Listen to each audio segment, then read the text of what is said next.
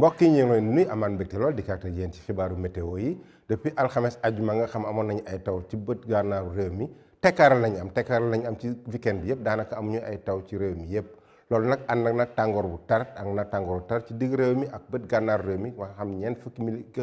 degré am nañ ko ci gox-goxaan yu bëri ñu xool na nataal niir ci Afrique sowu jant lu muy tëddee daanaka comme ni ma ko waxee niir yi bëriwul ay niir am nañ ko rek niir yu xaw a yem ci bët saalum réew bi ay niir yu mën a andi taw na am ci côté Mali bi laal tuuti ci côté frontière Sénégal ak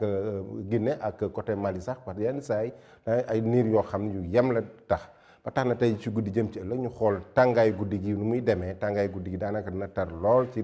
réew mi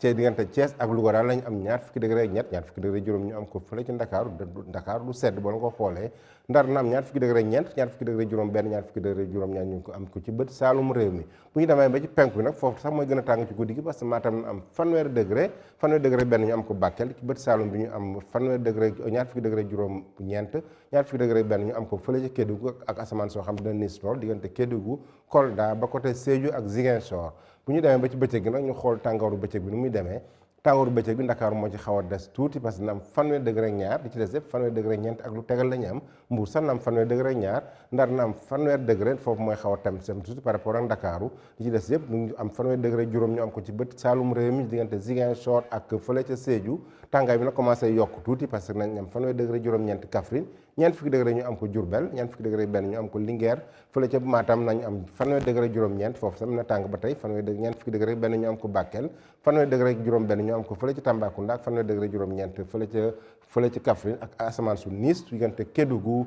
Kolda Ziguinchor ba côté fële ca Sédhiou asamaan si na niis lool par yenn saa sax ñu am ay taw yu xaw a yem par gox gu xaan mais di ci des yëpp naanaam fanweeri degré ak lu tegal la ñuy am donc mbokk yi bu ñu ko tënkee tekkaar lañu am ci tey ji jëm ci ëllëg ak asamaan soo xam ne dina niis ci bët saalum bi tàngoor wu tar diggante Matam côté Bakel foofu nañu am par yenn saa yi ay ñeent fukki degré ak lu tegal donc loolu la ñu indiloon tey mais bu leen daa bàyyi dem suñu